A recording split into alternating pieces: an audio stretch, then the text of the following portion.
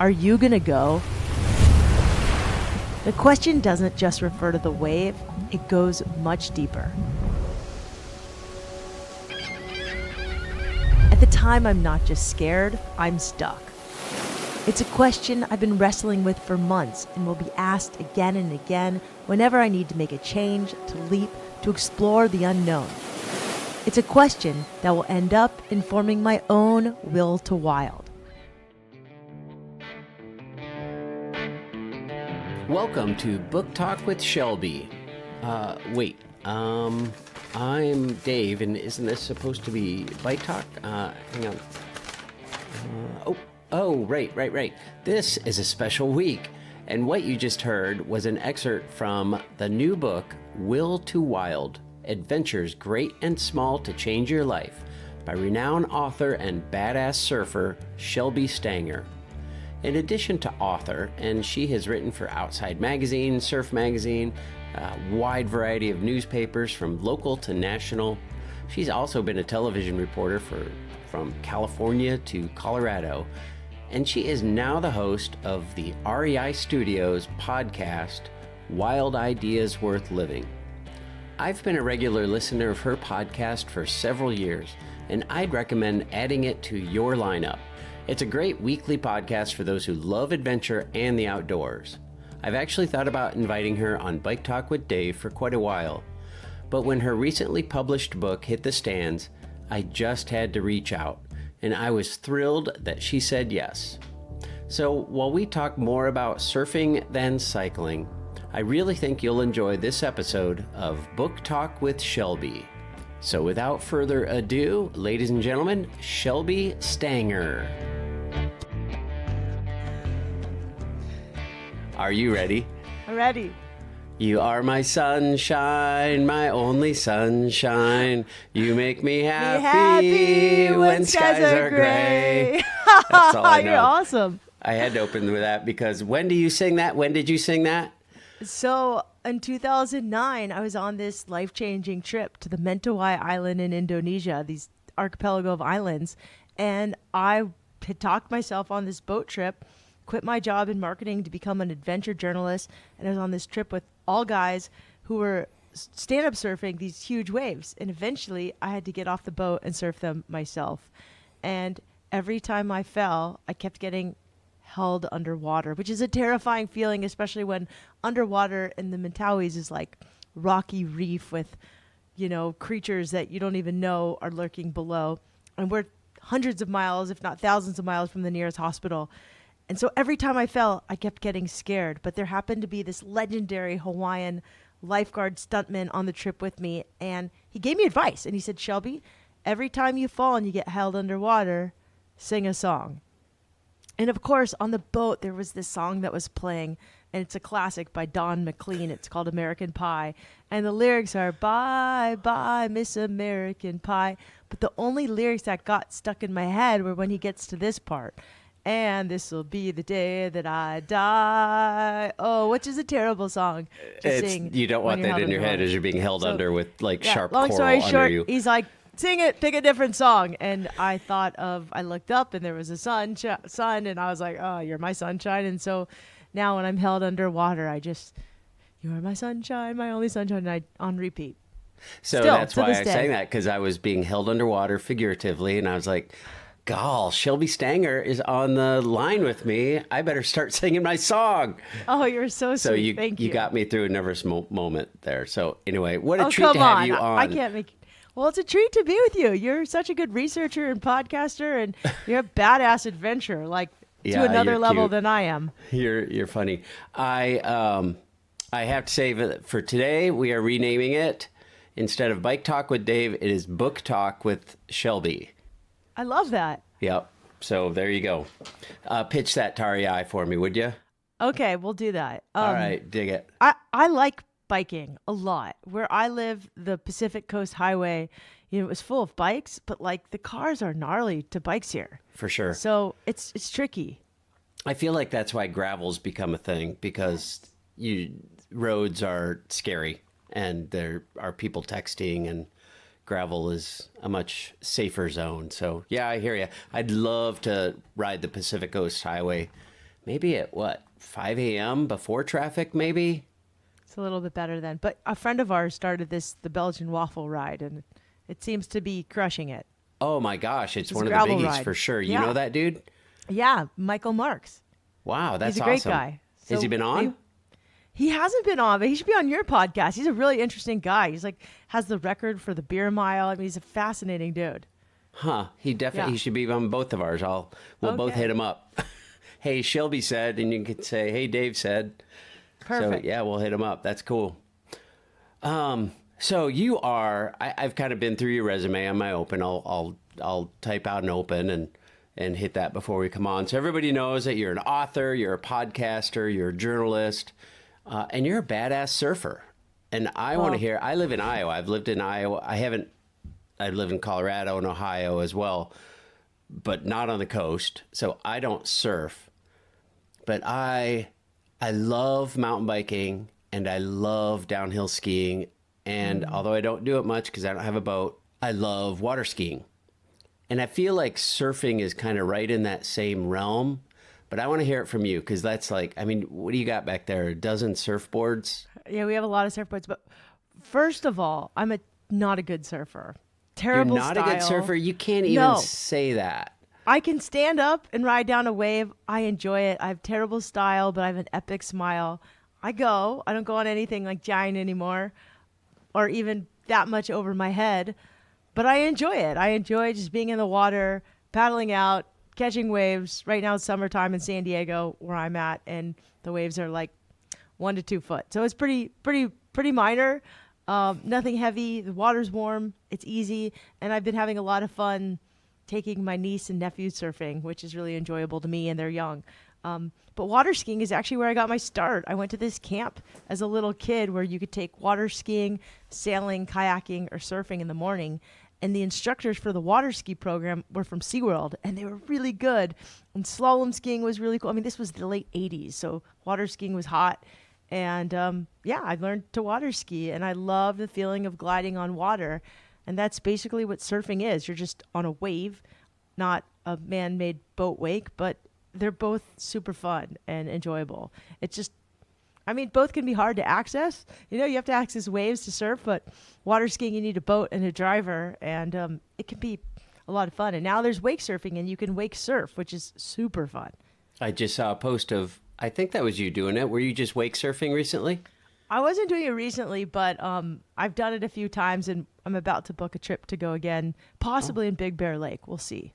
Oh, cool. That sounds like cold water. I don't know. That's a good question. I have to do some research. Well, it sounds like it might be in the mountains, and they had It a is lot in of the snow. mountains. It probably is freezing. You're right. I'm curious like surfing seems like a religion. Like every time I open Outside Magazine or turn on Outside TV or Red Bull TV or Adventure TV, like 3/4 of the time they're surfing. So it must be like there's I something think about it's a it. sexy sport. I think it's like one of those sports where you're in nature. It's unpredictable. No wave is ever the same. With mountains, the mountain changes, but like it's the same. It's the mountain.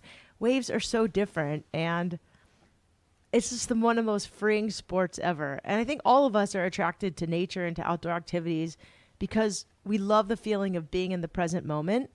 And I think mountain biking, surfing, water skiing sort of tricks you into almost meditating and being present because you have to focus when you're riding a mountain bike down a fast hill or riding a wave, or you'll fall. And I think a lot of us are just attracted to that feeling. I also think surfing has a really cool culture. It's fun. It's a little edgy. It's a little more mainstream now, but it's just fun. It's playful. All of us loved being kids and playing and having that freedom. And that's what these sports do. Going down crazy miles per hour on your mountain bike, I'm sure just makes you feel like you're a 12-year-old kid again. And that's what surfing does for me every time. 100%. It's exactly right. We do hit the ocean now and again, and I haven't been enough to even have stood on or even tried to stand on a surfboard. But boogie board for sure. Like every time we go to Florida or wherever, like we go buy a new boogie board because the old one's 8 years old and we have a new. They're great. It's so much. I'm like a kid in the waves for like from sun up to sundown, and I come out Awesome. burnt to a crisp and hungry as a horse, and I love it. I'm just smiling ear to ear. Next time I'm in San Diego area. You're teaching me to surf? Well, there's actually this group called the Boogie Board Wave Chasers that you should hang out with. They're these women who are 56, so maybe a little bit older than you, to Oh, you're 96. so nice. The oldest one is 96, and they ride waves 3 times a week in the Pacific Ocean. And they are like the largest boogie board club in the world, and they charge. Otherwise, I'd probably send you to Surf Diva. I don't teach as much surfing as I'd like to anymore. I don't teach surfing at all, but except for to my niece and nephews. But I'll go out with you and I'll cheer you on. Deal. I'll be hanging out with the 96-year-olds. Or I'll get you a really cute, fun instructor from Surf Diva, which will be super great. Perfect. I love it. You have an interesting storyline. And I think I sent in an email that we could either go down like your life as an adventurer, which you've done some epic shit. And then like you dive into corporate world with Vans, which is super cool. One question I have, and it's been a topic of conversation in my household recently. Are Vans still like hip? I don't know, man. They go in and out. I think they're always hip, and Fair enough. they're always super cool. But I see kids rotate between Chucks and Vans, and it's been like that for the last forever, basically. People wear Chucks, they'll be hip, and then Vans will be hip. Certain people gravitate toward Vans, certain people gravitate towards Converse. But I think Vans are still hip. I see all the cool kids around me wearing them. Do you still wear them? I wear no shoes, which is like part of the reason why I had a hard time working at a shoe company. Like I definitely still wear them, especially with the right outfit. But I kind of rebel against shoes. Like I love being barefoot or in sandals. It's kind of embarrassing, but I have like long finger toes. Like my toes are really long, so like any shoes are uncomfortable for me. And I'm a runner, so I really like shoes that free your toes a little bit. Do you run without shoes? I don't, but I wear wide shoes. So I wear like Ultras. Yeah. I love Ultras. They're wide toe box, and that's what I run in. I have spent a lot of time with the author Chris McDougall, who has endorsed barefoot running, and he runs in Vivo barefoot shoes, which are great. My husband partner, he runs in those and loves them. So I'm not opposed to it, but I like shoes, Ultras. Sort of what I run in. Yeah, McDougall definitely got me to take my shoes off and Awesome. trot up the hill behind my house to try and strengthen my feet because I get it. Like I totally good bought into dude. that book. Yeah, I did well, too. he seems it for sure. I did it for a while. I've just like run on glass. It's too many times. I have too many Right. cuts on my feet and scars from surfing that I'm like, I'll just wear shoes. Yeah, that's probably smart. Do you wear shoes like surfing? I don't wear I shoes surfing. I'm barefoot surfing. Even when there's coral and sharp things on the... Every now and then I'll wear like reef booties if it's really Yeah. sharp and it's a new spot, but you just do your best and try Yeah. not to fall. So you worked at Vans. What'd you do at Vans? I had this dream job. I mean, right away I was hired to be the journalist for the Vans Warped Tour when I was pretty young out of college, and I got to spend 60 days on a tour bus. The Warped Tour is a punk rock concert series that traveled to 60 cities in 60 days. And I wrote a story every day about what happened on the tour. And then I tried to feature some aspect, whether it was a nonprofit or a certain skateboarder or a musician, and took a lot of pictures on an early digital camera. And then I had to send them. But back then there was only dial up. And so I had to find a phone line, which meant sometimes hitchhiking with someone who looked like they weren't going to kill me, and trading them a free Vans t-shirt. Vans was a super generous company. They let me give away shirts, and they're just good people. And then I went and did something else. I worked in Breckenridge, Colorado, right after the Warped Tour as a TV journalist. I did some PR. I wrote for the local newspaper. I fell in love with a guy who owned a music venue, and I had a good time. Stayed there for about 2 years, took a corporate job again back in Orange County. Hated it, and immediately there was a position open at Vans to do women's marketing and PR. And I really wanted to keep pursuing journalism, but there wasn't adventure journalism. Like I kept trying. This was around 2002, 3, 4, 5, those years. I had contacted the LA Times. I had interned at CNN, and there just wasn't a full-time position to write about outdoor sports. And I figured at Vans, I could at least be connected to the culture. And so I had this dream job. I was in charge of women's marketing and PR. They probably shouldn't have given me the job. Like there's probably someone from Google who has that job now and like several people who run it. I was very young. I was very green. And I think they quickly realized I wasn't good at styling other people on photo shoots, let alone myself. I'm not a great dresser. But they were kind enough to, instead of fire me, move me to international marketing and sales. And I was on this team of 2, and we traveled around the country trying to make sure that Vans showed up that globally consistent but locally relevant around mostly South America, Latin America, Canada, Australia, New Zealand, parts of Asia. It was super cool. So quitting that job was hard because it was like a dream job, and I'm sure I would have stayed if there was working from home, but I wanted to surf in the middle of the day. I really wanted to go back to writing, and I just had this like, I wonder if that was gnawing at the back of my head, and it was a really challenging time for me. I was 29 when I was really wrestling with whether to quit Vans or not, and it didn't make sense on paper.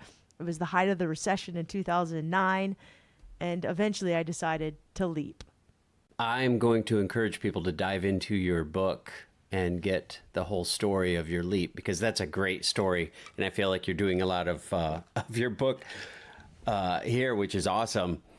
But you basically end up in Costa Rica for a bit, teaching surfing, doing some guiding.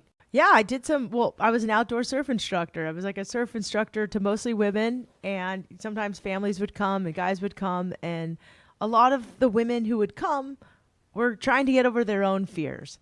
And I think Will to Wild is all about getting over fear and using adventure as a catalyst to do so. But in teaching other women to surf, I got over a lot of my fears as well. And there's really no better job in the world than teaching someone how to do something outdoors and changing their life. I mean, you could be a doctor and change someone's life. Absolutely. But you have to go to medical school and you got to see blood, and it's just hard. But I feel like teaching surfing, I mean, you have the lives of sometimes really important people in your hand, and you're showing them this magical thing that they then have for the rest of their life. And they usually come home pretty changed themselves. That's kind of cool. So I'm really curious about the transition from Costa Rica to, you now have a podcast that you've been cranking off 255 episodes. Like, how did that happen? Like, I'm not seeing that tie there. Yeah, I had a lot of jobs. While I was in Costa Rica, I continued to be a freelance journalist, and I would consult for different action sports and outdoor companies. And one of the gigs I had right after quitting my job at Vans to kind of go out on my own was to be the journalist for a site called shopeatsurf.com. It's a funny name, but the woman who started it was a journalist from the Orange County Register. She's really great, her and her husband. They're business reporters. And the site covered the business of the outdoor and action sports industry. So my job was, I'd go to these trade shows every year, twice a year, to a couple of them, and I'd interview as many people as I could about their business, and most of them were executives at the company. So I learned a lot about business. And in time, after writing about so many entrepreneurs, I decided I wanted to become one myself. But I didn't want to start another outdoor company. I didn't want to start a t-shirt company, or way too much work, too much inventory. There was plenty of shoe companies, plenty of t-shirt companies in the world. And I knew media. And at the time, I had been listening to podcasts, mostly Tim Ferriss's podcast. My partner, he listened to Tim Ferriss. He loved it. And I loved Tim's show, but I'd wished he'd interviewed more adventurers. That's just what got me excited. He interviewed a lot of people in tech and business, and great. That's like not that exciting to me, but some of it is. And so a couple of friends suggested I start a podcast. And at the time, podcasts weren't brand new, but they were still not as mainstream as they are today. You still had to take a class to learn the tech and figure it out. It wasn't as easy as it is today. But a friend of mine suggested I take a business accelerator course where the first day you write your business plan and the last day, 12 weeks later, you present your business, which in my case would be a podcast, to a team of investors. And I just thought that sounded radical. You had to have skin in the game. I was paying to make it happen. It was like going to business school without having to like spend a ton of money and go there for 2 years. And in 12 weeks, it would force me to start a podcast. So I did it. And that's pretty much how I started Wild Ideas Worth Living. That's awesome. And I'm pretty blown away that 2016 you started. And I mean, you're right. Podcasts weren't... Right now, everybody has a podcast. I feel like, who's the crab on The Little Mermaid? Sebastian? Sebastian. I feel like Sebastian. I have a podcast. Because everybody has a podcast, right? Like, oh, there's a podcast on this and that and the other thing. It's like being an actor in LA. I know. You're like, oh, you're an actor? It is. I mean, truly, anybody with an iPhone, wherever my phone went, can be a podcaster. Like that's how easy it is today. I have a podcast and I didn't write a business plan. But it's not easy. Like, I think that's sure. The misconception. Most people can start a podcast. Most people can't get past show 3. Yep. I see that for sure. You have to be very intentional and always be ahead of the game for sure. And you got to want to do it. You definitely got to want to do it. You definitely got to want to do it. For sure. But even in 2016, I'm just kind of blown away that you saw this as a business opportunity, because I still don't know that I do. Like, there's so much static out there. Yeah, there's a lot of content. At the time, in my little world of action and outdoor sports, I didn't see anything else out there that was a podcast except for the Dirtbag Diaries. Those guys were way ahead of the game, but they weren't covering surfing and some of the sports that I was interested in covering, and they weren't covering business. Like, I looked back over my life, and even as a 19-year-old, I had this column in the local community newspapers where I covered people who were biking across the country or setting records, surfing waves, starting businesses. And it's weird, but I've always been obsessed with people who've taken the road less traveled and had a wild idea. One that someone said, you're crazy for doing. I got a lot of crap when I quit my job at Vans. People are like, why? Why would you give up this job that everybody wants at the height of the recession to go be a journalist? You're going to die. Like, that's basically what everybody said. Like, you're going to fail. And the truth is, if I had stayed at Vans, I probably would have a lot more money in my bank account. It's possible that it might have happened. But I've had this life that I wouldn't trade, and so many opportunities. I've got to meet so many people, and it's been really cool and really rewarding. So I saw it as a business because no one else in like the space was really doing it. I didn't see, I actually hit up magazines. I hit up Outside. I hit up Surfer Magazine and that whole group. And they're like, yeah, Shelby, we're just not in podcast world. I was like, okay, well, you better get on the train or you're going to hurt. Yeah, REI was early to the game. They were really open to talking right away. I mean, they weren't ready to sponsor the podcast right away, but they were pretty aware of the content game. They've got some smart people over there, so I was lucky. It sounds like you are enjoying that relationship still. I love REI. I think they're a great company. And, my goal when I started the podcast was to encourage people to go for it, using the outdoors as a catalyst to do so. And I can't think of a better brand that helps people get outside than REI. I had a life-changing trip when I was 16. I went and lived in this village in Costa Rica. It was a volunteer trip, but I got all my gear at REI. It was simple gear. It was a backpack, a pad, thin mattress pad, and like maybe even a duffel bag there. But I got a rain jacket there that I kept forever. And, you have to have gear to go on some of these adventures. And my first touch point was REI. No, it's a perfect fit, perfect relationship. It's kind of cool. It is cool. And they're pretty smart when it comes to podcasting, so I'm lucky. So you were 16 when you went on your first trip, so that was what, 10 years ago? Yeah, 10. Yeah, that's what I thought. 26 now.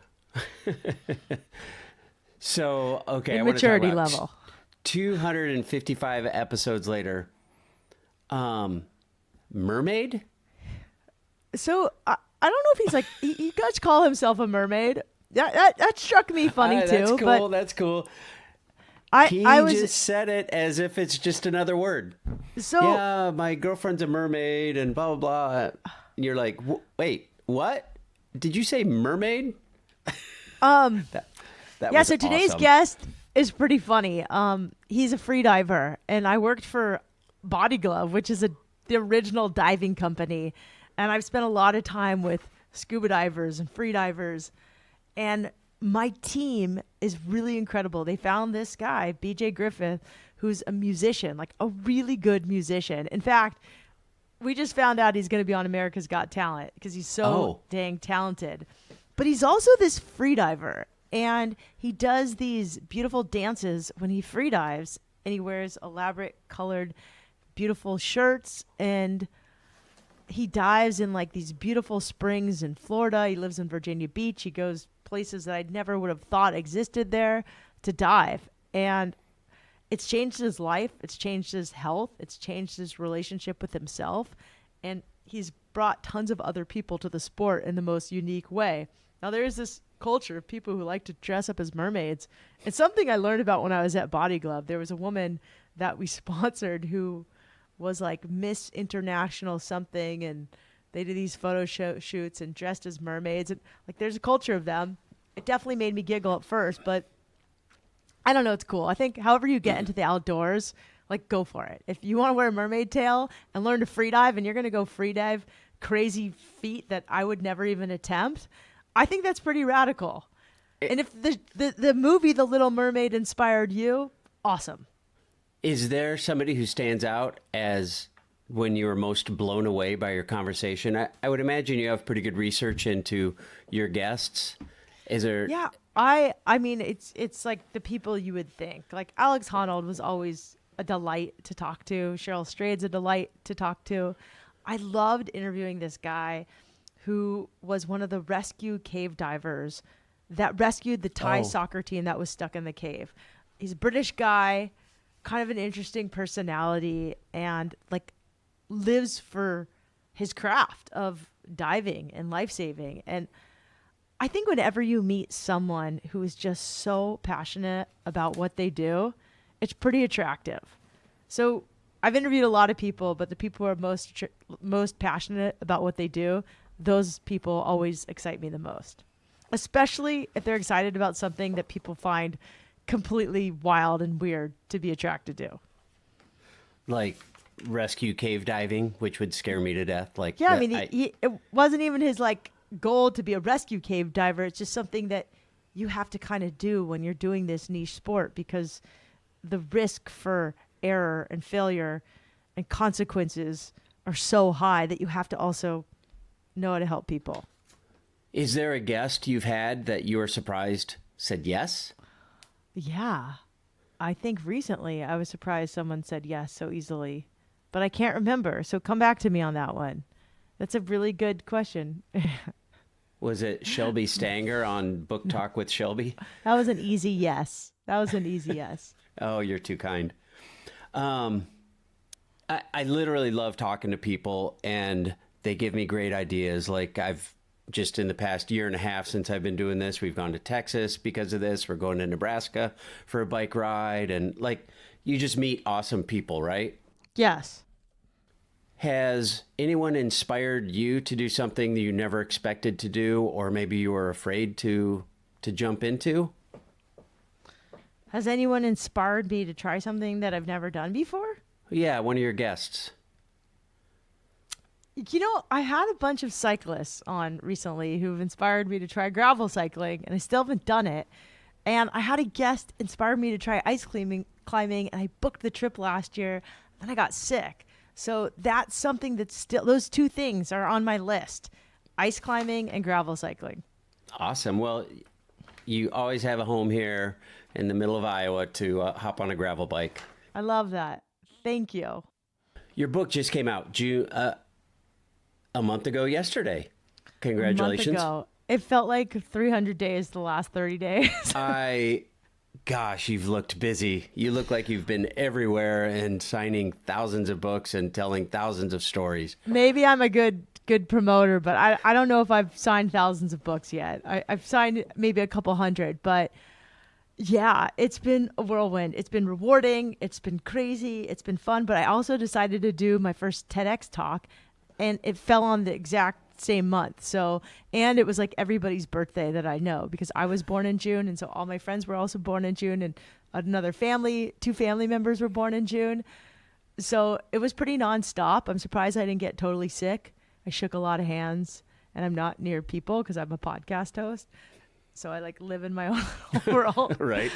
But it was really joyful and rewarding to get to connect to people in real life on the book tour and meet people, especially people who resonated with the podcast. That, podcasting, you're behind a microphone and a screen, and you don't get to connect with people. And I'm a social person. So connecting with people in real life, I mean, we're so lucky that the pandemic is, like, for right now, over, and we don't have to deal with that stuff, and we can greet each other in person again. It just, I don't know, I was ready for in-person hugs, and I got a lot of them, so it was awesome. Well, you deserve it. Your book's great. I've been through it 1.5 times in my ear. I love when an author reads their own stuff. So to be able to audible your book and plug it into my head and have you in my head for, I don't know, 11 hours and 56 minutes or whatever it is. It's a long time. Thank you. Like, how long has that book been percolating in your head? Was it a result of the podcast or in addition to the podcast? Like, have you always had a book in the back of your head? Yeah, I mean, I've been wanting to write a book since I was like 20 something. And I started writing one then. I started writing one again right after I quit my job at Vans. I started writing it again at like early 30s. They started writing another one, and a lot of those stories that I started writing were in the book. The story about the woman I taught to surf who had some fear, and I had to shout a certain word at her to make her laugh. That story I wrote a long time ago. I wrote the story about the time my father passed away. Spoiler alert, it's in like the first page too. But I wrote that when I was really young, like 12, and I wrote different versions of the story about dropping into a wave that scared me a bunch of times. I wrote the story about paddling a portion of the Amazon for a couple magazines. So my stories had been percolating for a long time. The stories of other people, they were kind of fresh. I had to go research. It was hard sometimes to get other people's stories. But the concepts that fill the chapters of Will to Wild, those have been percolating in my head pretty much since I started the podcast and had to give my first talk. So I did this talk. It was kind of like a TED Talk, but at this place called Creative Mornings. And I talked about the concepts of wild ideas and how to go from idea to actually launching one. And I kept doing different versions of that talk. And that's when I knew I had a book in me. So as you crafted the book, did you have to like dig through old episodes because a lot of the stories of your podcast? I did. I thought it was going to be easy. I thought I was going to just like be able to grab transcripts and like plug and play. But then, when you do a podcast with someone, you talk to them for an hour and that's it.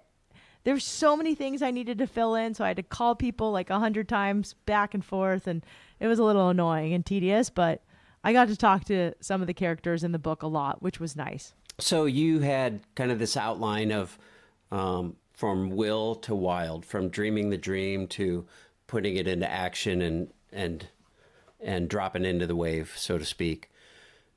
Was it super hard to choose? So hard, like to choose who to actually include? Yeah, so you've got to cultivate community is chapter 6. Like, how did you come up with the stories that fill the cultivate community chapter? Well, I knew I wanted to talk about community, and I knew I wanted to talk about haters. And there'd been a bunch of people who talked to me about when you have a wild idea, it really helps to have a community. But sometimes when you're doing a wild idea that's especially controversial to certain groups in the world, you might have haters. And there were two people that kind of experienced that I knew I wanted to include. And then I kept doing more podcast interviews and more podcast interviews and finding all these community groups. And, there was this group I discovered that someone told me about in Australia that, they surfed in bright colors to talk about the invisible topic of mental health. And at the time when I met them, that was just such a radical idea. So I wanted to talk about their community. So it was hard.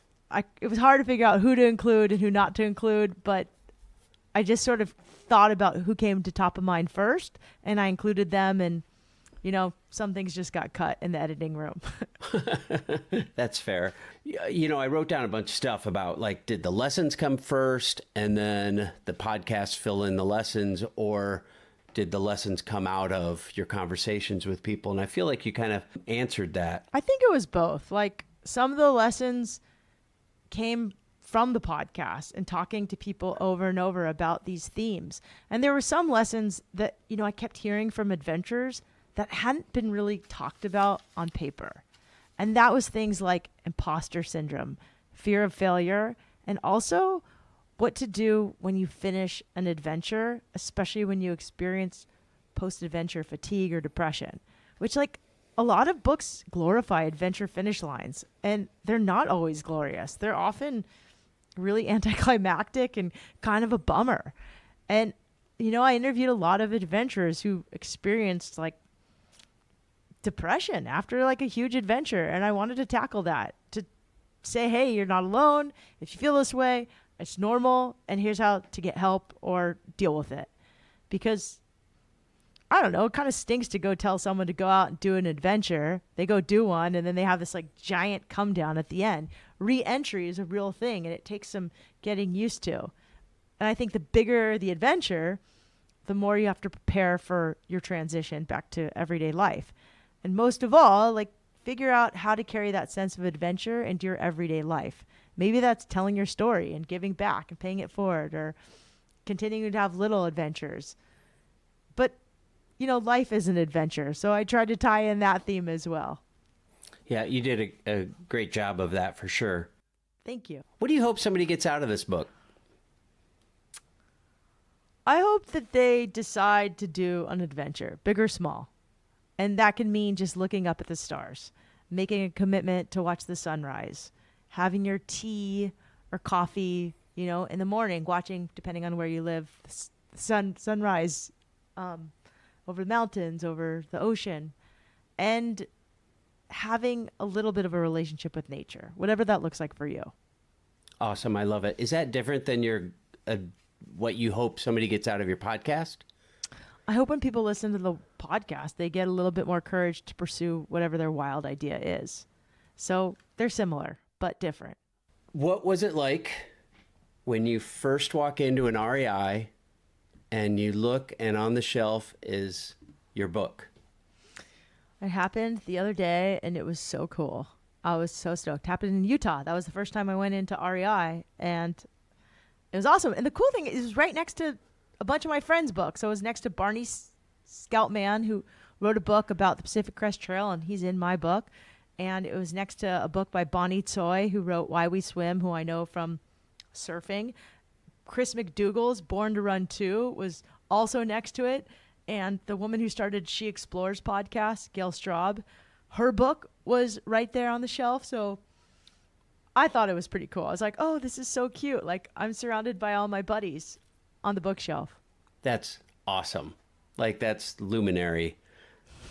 That is luminary. I love that. Thank you. What's Shelby Stanger's, what's your wild idea? What's still percolating in the back of your brain that you haven't done? Because you've done some incredible... Nothing.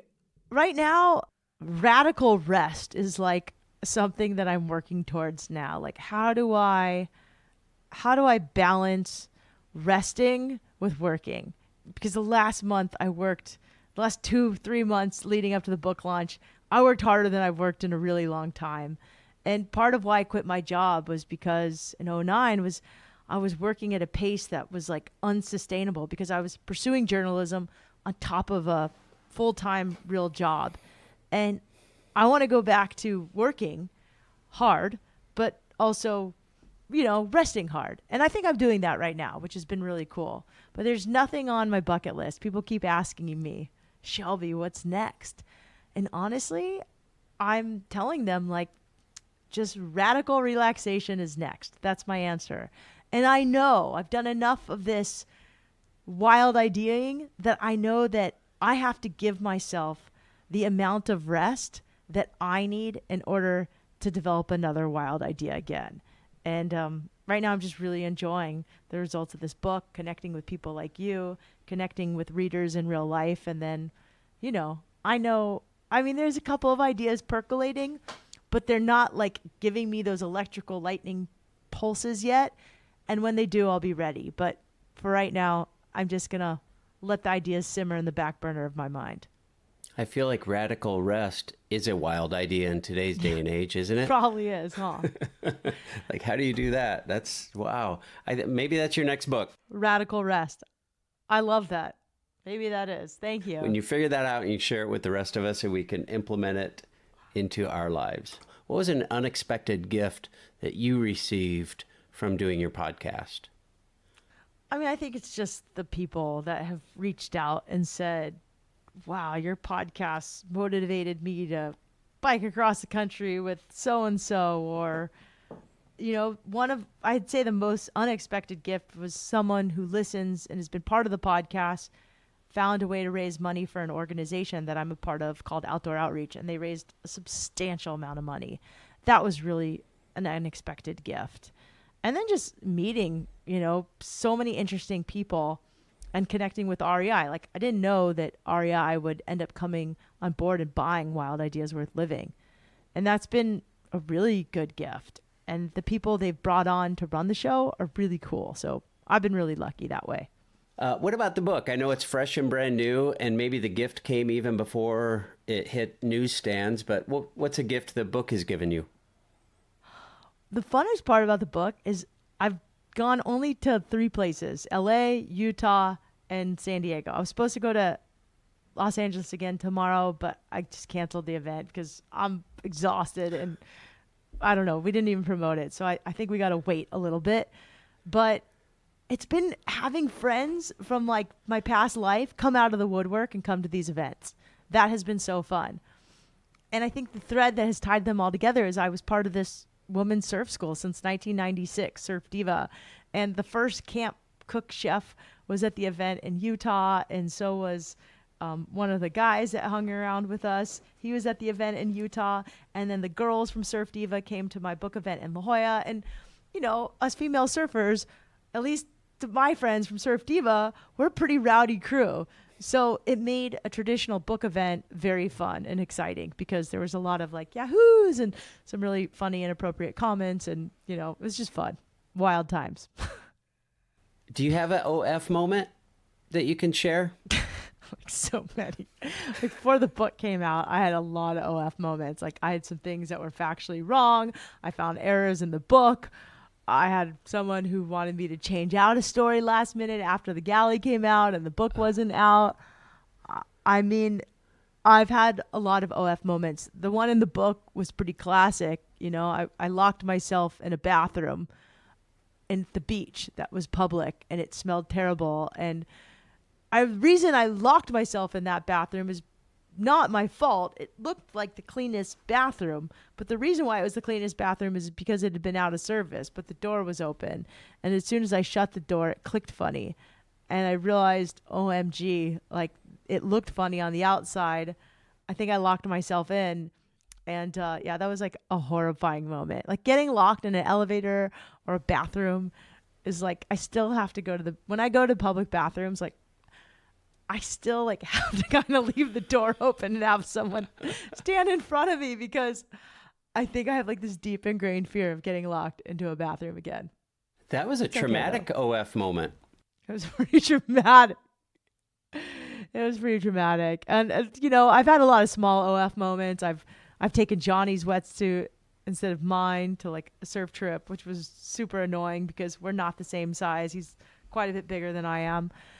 I've taken, it's like taking 2 left shoes on a trip. It's just totally not convenient. But that was the biggest one. I haven't had any super scary moments in the wild where I fear for my life Yeah. that I can Well, remember. that's at least. good. I hope you don't. Yeah. I try not to put myself in those situations at this point in my life. I'm over 40 and I don't see the point. You get to ask anybody on earth, and they have to say yes to be on your podcast. Who would you ask? Who is my dream guest? Gosh, who do I have that I haven't had on that I keep wanting to have? You've had some freaking awesome guests. I mean, you mentioned you just ripped through like Alex Honnold and This sounds so weird, but like right now, I wish Jonah Hill would come on my podcast because he just started surfing and he came out with this great movie about mental health that I thought was so wonderful. And he was very kind to my mom when she confused him with someone else at a place in LA, and he went along with it and gave her a big hug anyway. And I just thought he was so sweet. And I don't know, I think he would be like the guest I'd want to talk to. Like, I get it's not the president of the United States. It's not, I just think that like he's doing cool things in the world and he's into surfing, and I don't know, I kind of like what he's doing. and seems like a nice guy. Seems like a super nice guy. Yeah, I bet you two would have a blast. I think you should ask him. I would think so. And I love comedians. So pretty much anybody who's a comedian, I would love to have on the show. I love this show called Never Have I Ever. And the character is this like badass, smart female. Like she's Indian and she's a stud and she's a nerd. And I love that like the heroes are the smart girls in school. So I'd probably want to interview also like the creator of that, Mindy Kaling. She's pretty cool. I don't know if she hikes or does any adventures, but she seems like a cool one to interview as well. A wild idea can be anything. It doesn't have to be hiking to the top of Mount Everest, does No, it? It but could be humor- like, hey, I want to do a podcast. Humor for me is really important. It's something that I've used as a skill to get through some hard times. I think it's an underrated skill that has been used in the wild. Big wave surfers use humor to break the tension.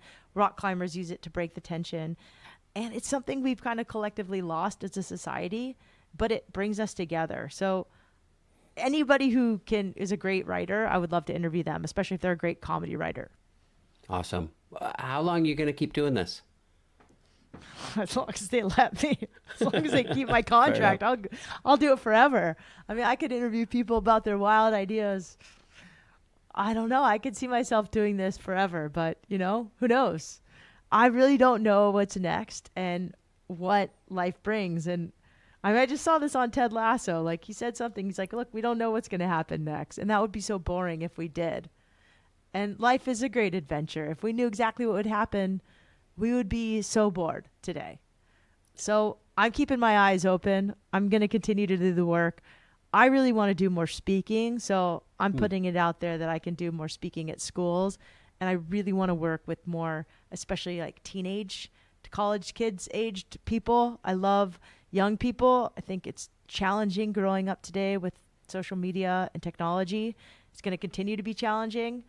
And I don't know if I can offer some words of encouragement to that generation. That would be awesome. I think kids are pretty smart today, and they're really cool. And it's hard being a kid today. So, you know, I feel for parents, and I also feel for kids. And if I can help them, I would love to. Sweet. Well, I think you'd be great at it. Thank you. So, tell me, how does somebody find your book? You can get Will to Wild Adventures Great and Small to Change Your Life anywhere books are sold. You can get it at rei.com, at amazon.com, at barnesandnoble.com, at Goodreads, or my website, shelbystanger.com, or even willtowild.com, which you can get to through shelbystanger.com. And I'm easy to find. I'm just Shelby Stanger on Instagram, and I'm shelbystanger.com online. And I have two podcasts, Wild Ideas Worth Living and Vitamin Joy. Vitamin Joy has been put on pause until I get the energy to bring it back because, as we said, podcasts are not easy. So we'll see if I get motivated to do that again. I enjoy having you in my ear every week. So thank you, Shelby, for dedicating your life to your weekly podcast, Wild Ideas Worth Living, as well as sharing your book with us, Will to Wild, Adventures Great and Small to Change Your Life. Thanks for sharing those with all of us. Thank you, Dave. You're very sweet. Shelby, it's a treat to have you on. It's a treat to have you in my ears yet again today. Well, Dave, thank you so much for your time. I really appreciate it and for having me on and your kindness. That was awesome. I really enjoyed talking with Shelby, and I hope you enjoyed getting to know her as much as I did. I can't wait to grab my boogie board and head out into the waves to play like a 12-year-old. Super fun. Be sure to subscribe to her podcast. That's Wild Ideas Worth Living, found anywhere you can find your podcast. And if you need a great summer read that will inspire you to seek the wild in your life, head to REI or ShelbyStanger.com and grab your copy of Will to Wild, Adventures Great and Small to Change Your Life. You won't regret it. And give her a follow on Instagram as well at Shelby Stanger. Now, I got to thank Chain and Spoke Coffee for supporting this show, and I'd welcome you to support it as well. It would be super helpful if you would rate and review on your favorite podcast platform and give us a follow on Instagram and Facebook. When you do, it really helps the show's audience grow. If you really love the show and you want to help it grow and improve, feel free to support it financially. Just look for Bike Talk with Dave at buymeacoffee.com. And when you do, I'll send you a sticker. I also have to thank BikeIowa.com for being the online host of Bike Talk with Dave. BikeIowa.com has one of the most extensive lists of cycling events anywhere. From gravel races to trail rides, Bike Iowa has it all, including the Core 4, which is on August 19th. And I am stoked to tackle a gravel, single track, and pavement. And I would love to see you out there as well. Check it out.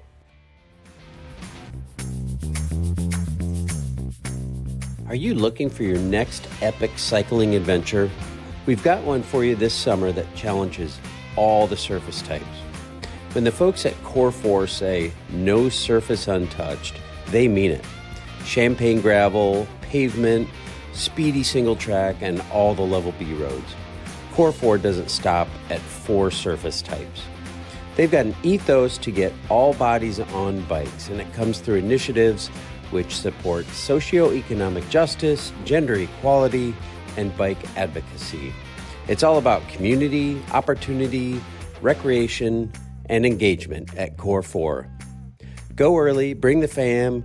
They've got everything. Bikes, bevs, packet pickup party at Big Grove, live music, free camping, and finish line fun for all. Do not miss the No Surface Untouched action in Iowa City on Saturday, August 19th. 100, 50, and 25-mile options. Follow along on Instagram at Core4Bike and get in the lineup.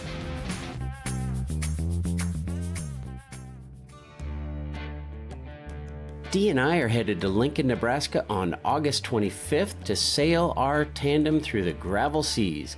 We just booked our hotel for the weekend, so there's still time to sign up, and there are still hotels available, so jump on ASAP.